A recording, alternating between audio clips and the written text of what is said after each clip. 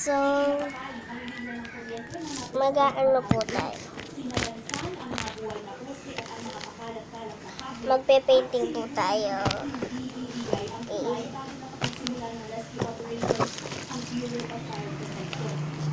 Wait lang po guys, kukuha akong bond paper.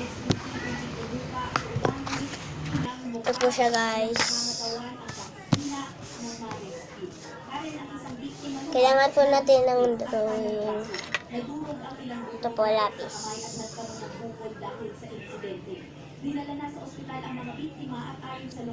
Medyo po matumi yung lapis. Okay guys, kuha lang po akong upuan. Ito po. Drawing na po tayo. Yung unang maksa, yung unang tama ng mga birds nila ay naganap dito sa F. Manalo Bridge. Una po natin mukha ay ulo. After nun, tuloy-tuloy yan dito sa Circle Verde Bridge, yung pinakabagong bridge dito sa Manglao. Tapos, ito yung flat bridge. Ang nangyayari namin na... Ito na po guys.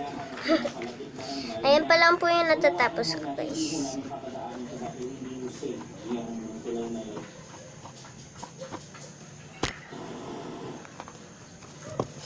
Ayan po guys.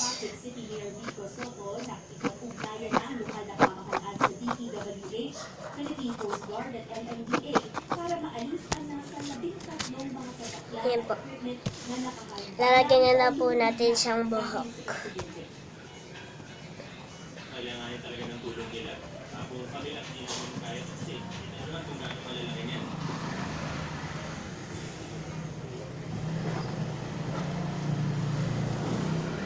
Ayon naman ni MMDA Acting Chairman Roman Duartes, patuloy na na-assess ang mga naging pinsala sa pagsimulang tulay at sa floodgate na tinamaan ng mga patupang lutang na sasakyan.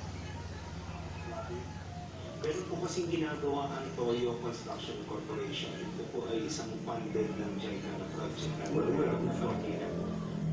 Sa Marikina River. Yan po guys. Ang DPWH yung extended Yan pa lang po yung natatapos ko. namin ipinasara yun. Sorry po, ganyan po yung buhok.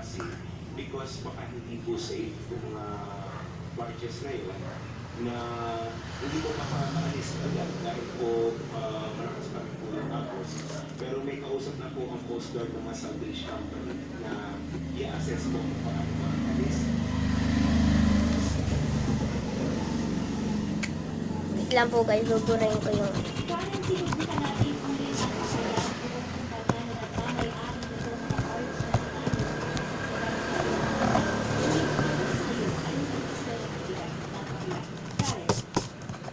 Maraming salamat, Katrina Domingo.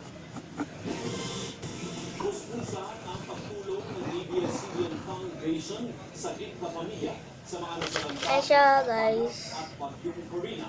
Kasalukuyan nasa Rosa L. Susana Elementary School sa Barangay Tuludon, Quezon City. Ating kasamang si Bernadette Semprano, bago ang detalye kaugnay sa pamamahagi ng ayuda.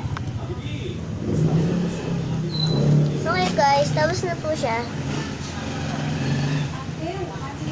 Bye!